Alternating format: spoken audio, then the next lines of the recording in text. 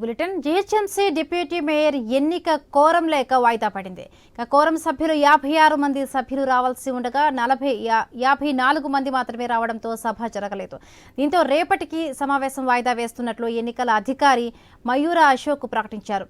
GVMC ఎన్నికపై కూటమిలో అసంతృప్తికి సంబంధించి మరింత సమాచారం విశాఖ ఐ న్యూస్ ప్రతినిధి రాజు అందిస్తారు.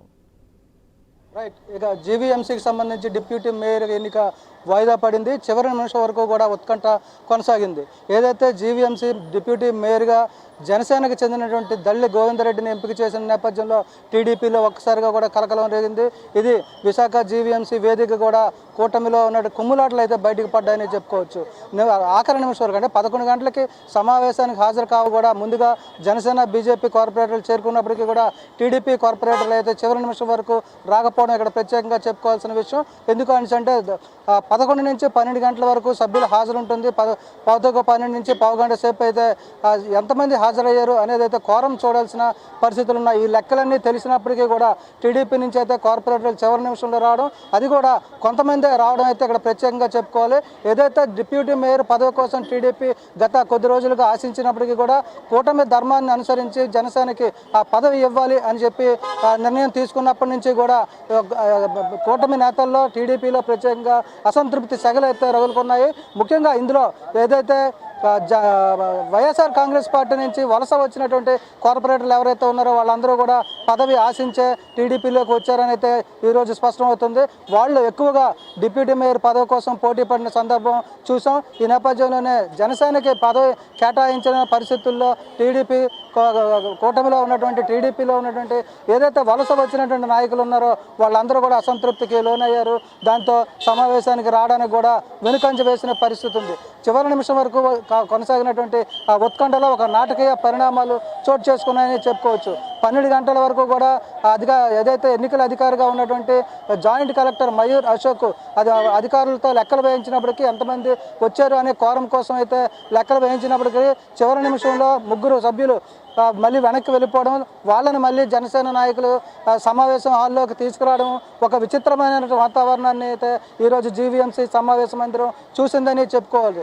ఏదైతే కూటమిగా వెళ్తూ 2024 సార్వత్రిక ఎన్నికల్లో రాష్ట్రంలో తిరుగులేని మెజారిటీతో అధికారం చేపట్టినటువంటి కూటమి నాయకుల్లో ఈరోజు విశాఖ జీవీఎంసీ వేదికగా కుమ్ములాట్లు బయటపడ్డాయనేది అయితే స్పష్టమవుతుంది.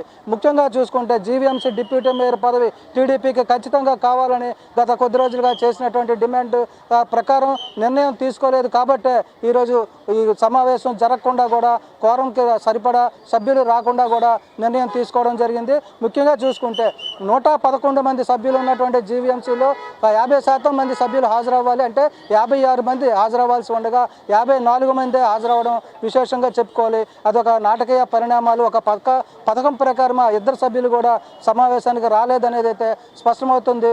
ముఖ్యంగా కూటమిలో ఉన్నటువంటి లుకలుకలు అసంతృప్తులు ఈరోజు ఈ జీవీఎంసీ డిప్యూటీ మేయర్ ఎన్నిక వేదికగా బయటపడడం అయితే విశేషంగా చెప్పుకోవాలి. మరి వీటి పరిణామాలని జనసేన నాయకులు ఏ విధంగా తీసుకుంటారు, ముందు కూటమి పరిస్థితి ఏ విధంగా ఉంటుంది, కలిసి ముందుకు వెళ్తారా లేదా ఇదే నాందిగా విడిపోతారా అనేది అయితే ప్రతి ఒక్కరిలో కలుగుతున్నటువంటి చర్చ. మరి దీనికి సంబంధించి కూడా రాబోయే రోజుల్లో ఏ విధంగా ఉండబోతున్నాయి రాజకీయాలు అనేది కూడా వేచి చూడాల్సిన పరిస్థితి. అయితే ఈరోజు జరగాల్సినటువంటి డిప్యూటీ మేయర్ ఎన్నిక కోరం లేని సందర్భంగా రేపు 11 గంటలకు అయితే వాయిదా వేస్తున్నట్టు చేసి మయూర్ అశోక్ అయితే ప్రకటించడం జరిగింది. మరి రేపు కూడా ఈ నాయకులు కోరం సరిపడ నాయకులు హాజరవుతారా, జనసేనకి డిప్యూటీ మేయర్ పదవి యోగం ఉందా లేదా అనేది కూడా ఒక సస్పెన్స్ అయితే కొనసాగుతుంది. ఇలాంటి పరిస్థితుల్లో ఎమ్మెల్యేలు కూడా అటు జనసేన ఎమ్మెల్యేలు బీజేపీ ఎమ్మెల్యేలు కూడా ఇప్పుడే మీడియా ముందుకు కూడా రావడం జరిగింది.